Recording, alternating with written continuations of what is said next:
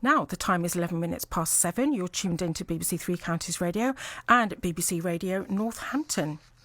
Now, today we are reflecting on the Duke of Edinburgh's death at the age of 99. And Mohammed Shafiq is the CEO of the Ramadan Foundation. And he joins us live on the line now. Good evening, Mohammed. Welcome to the show. Good evening, Fazana. Great to be on. Oh, fantastic. Now, how will you remember His Royal Highness? I think I will remember the Duke of Edinburgh as somebody who put his life into serving in World War II and do that with distinction. And then he's been a tower of strength for Her Majesty the Queen these past 73 years. Mm-hmm. And, you know, supported hundreds of charities, carried out public, duty, and inspired millions of young people around the world through the Duke of Edinburgh scheme. Yes, he wasn't a perfect human being. Yes, he made mistakes. And yes, there were occasions where his tongue would get the better of him and he made some remarks that would be deemed offensive and racist. But I don't think you can judge somebody of his lifetime of experience based just on those mistakes. I think that's really unfair. He was somebody who was greatly respected and liked amongst many people in the Commonwealth. Mm-hmm. And he often described himself as a refugee, which many of us could potentially identify ourselves with. Absolutely. And you say about, the life, a life of service, that absolute tower of strength to Her Majesty. It's just, when you think of decades and decades, he has been there for her absolute rock. I think one of the things that I found incredibly moving on social media were just people sharing their stories of when their father passed away and just the impact that it had on their mother afterwards. This will have a huge impact on Her Majesty. Yeah, you're absolutely right. Truly inspiring, to know that they were together for 73 years, married. In all that time, they've been there for each other. Mm-hmm. And, I've certainly been married just nearly 18 years. I can imagine how empty my life would be without my partner, my wife.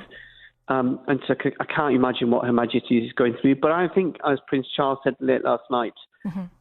the royal family, the Queen, will take huge comfort from the love out there mm-hmm. and the respect and appreciation and the thanks that people are giving for his life. And as I said, we I'm not going to come on here, Fazan, and tell you that I, agree with his racist comments or, his gaffes and his mistakes mm-hmm. that he made. Mm-hmm.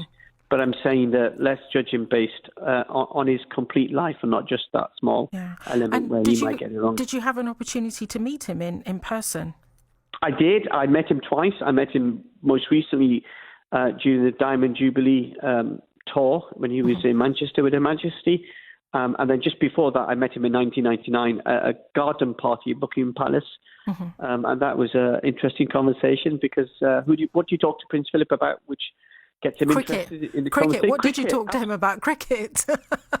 Are you reading my mind? I talked to him about cricket, and it was really funny. We had a laugh and a joke about the Norman Tebbit cricket test because for those of your listeners might not know that Prince Philip was born in Greece and has Danish heritage and also English heritage. And so I kind of said to him, have you passed the Norman Tebbit cricket test? And he said, I think I've done enough for the country to be able to pass that particular test. And how is your foundation, the Ramadan Foundation, marking his passing? Well, I think we're reflecting and giving thanks for a lifetime of service and, recognising his contribution in terms of World War II. Fazana, the thing that stands out for me, and it's not like you meet somebody who's a member of the royal family. That's just for me, it's ordinary. He's another human being. For me, the fact that he represents so much history, that he would have served in World War II, and the world has changed so much in all the time that he was, throughout his lifetime. Yeah. That in itself, that blows my mind. I'm in awe of that sense that you're talking to somebody who's lived that history. And I think that's how we remember him. And remember him with fondness for the millions of young people who've been inspired around the world, particularly in the Commonwealth, to do the Duke of Edinburgh Award. Absolutely, yeah. And the Duke of Edinburgh Award, do you know anyone who's completed that award? Maybe, have your children completed so that award? I've done the bronze one and then stopped. And I wish I'd have gone on and done the silver, but yeah, I got to bronze and then that was it. But yeah, I was actually looking at the Duke of Edinburgh website this morning, and just the scope of activities that you can do. It's absolutely phenomenal. I think his passing will really revitalise that, and I think it will really get youngsters to really take the award and work towards it. Yeah, there's a 50% uptake since his death of people taking an interest in the Duke of Edinburgh Award. I think that's going to be his epitaph. That's how we're going to remember him, and that's what he'll be known for, the Duke of Edinburgh Award, and that will live on for generations to come. Yeah. Now, there isn't going to be a state funeral for His Royal Highness. He didn't want that.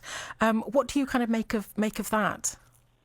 I think he was somebody who didn't want there to be a fuss. And in ordinary times, we would kind of say, well, thank you, sir, but we do want to make a fuss because of that history and his contribution. But the pandemic, obviously in the government guidance has to take precedent. And so you have to understand and respect that. And I think the country will pay tribute to him in numerous ways, but most importantly, by keeping themselves and their families safe.